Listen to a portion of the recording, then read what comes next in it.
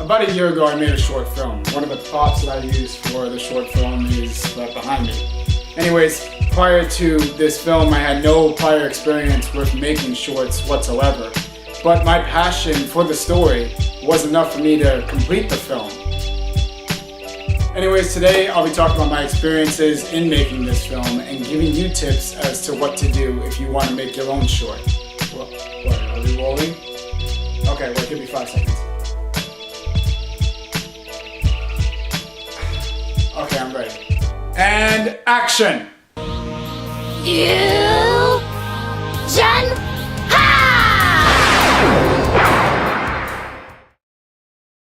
So you got this great idea for a short film, better yet, a feature film. And you think that this film is going to be so great that it's going to be a big blockbuster in Hollywood. You're sitting on a gold mine. So let's get started and start shooting, right?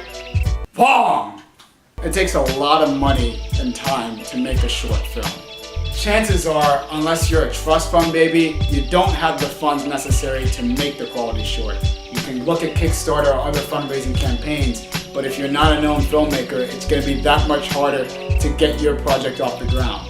It's better to start off small, especially if you have no experience in the industry. Make a couple of films on YouTube, get your friends involved, make a few projects here and there, and then make your move when you have more experience or have a name for yourself in the industry. But you don't want to play it safe. You know that this film is going to take you to the top. Bong! Filmmaking is a very tedious process. Your storyboard needs to go hand in hand with your script. In other words, you should be able to visualize every camera angle with your script and every single line within your storyboard. Leave nothing to ambiguity. Shot selection is also very important. Let's take a look at my film and see what we're talking about. I'm sorry. This little scene so fun. Whoa! Am I interrupting something? No, we were just talking. Yeah. Right. Look, I ain't getting no signal, so I'm taking the train. We out or what? A camera is basically the eye for the audience. And an eye does not like to stare at a particular image for too long. You've got to have many shots comprising one particular scene. One scene could have 20 to 30 shots in it in about 5 minutes. It's just not entertaining to watch one single shot for 5 to 6 minutes. It's also important to have establishing shots. In other words, if a film is taking place at a bar, you want to take a shot of the bar before the film starts, just to give the audience an idea of where you are. Another issue you're going to have is audio. Usually I try to say something funny to get you to like me, but I doubt that will work after what you just saw. I don't think there's anything that I can say that would... Do you want to get something to eat? This audio seems a little bit hollow. That's because there was a lot of background noise in this particular shot. So, in editing, I had to try and figure out a way to get rid of the background noise. Cameras pick up everything. If your set is not completely silent, your camera will pick up the background noise, and it will be very hard for it to be edited when you have to go into editing.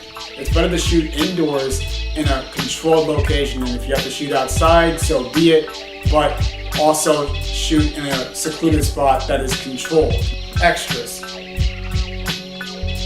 Avoid. If you need extras, you're probably going to end up doing one or two things. You're going to either A, have to pay hired actors to stand in as extras, or B, rely on your friends who probably can't make a 10-hour shoot on a weekday. So you still want to do a film? Really? Okay, well, enough of the negative stuff. Here are some tips. If you're looking for actors, there are 2 ways you can go. Non-union or union or SAG, which is what it's called, Screen Actors Guild. The non-union members, you can pretty much pay whatever you want, not whatever, but whatever you feel is appropriate, compared to SAG, where the minimum amount is $100 a day the last time I checked. So once you make a film, there are film festivals all over the country, all over the world actually, that will look at your film and possibly accept it for their film festival. If you're looking for film festivals to submit to, withoutabox.com is definitely the place to go. They list thousands of film festivals by genre, by the time the film festival actually takes place, and you can choose and even pay for your submission fees on the website. Another tip that I would give is to take rejection well. Film festivals get a lot of films every year. Sometimes they get thousands, especially the big ones like Sundance. When I say take rejection, I'm talking about taking rejection from possibly over 10 film festivals. But if you still want to do it, I can tell you it's an experience that you'll probably will not be able to compare to anything else. It really gave me insight as to how films are made and what actors have to go through in terms of trying to get famous and trying to get roles and stuff like that. And being the role of being able to choose who gets to be in your film, that was quite amazing. Anyways, I hope this helped. If you do want to see my short, there's a link right here and I think it'll be in the description. And I will see you next time. So that was the last episode. At the time, I did not know. At the time that I shot, I did not know that it would be the last episode. But scheduling conflicts made me decide that this was the best episode to end on. Anyways, I'd like to thank everybody that participated in the interviews this season.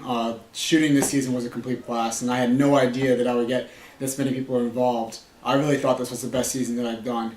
I don't know if we're going to do any more in the future. Any more AngelDodger. I didn't know I was going to do a third season at all, so I'm not going to rule it out. But yeah, if this was the last episode, I thank you for watching. And yeah, see ya.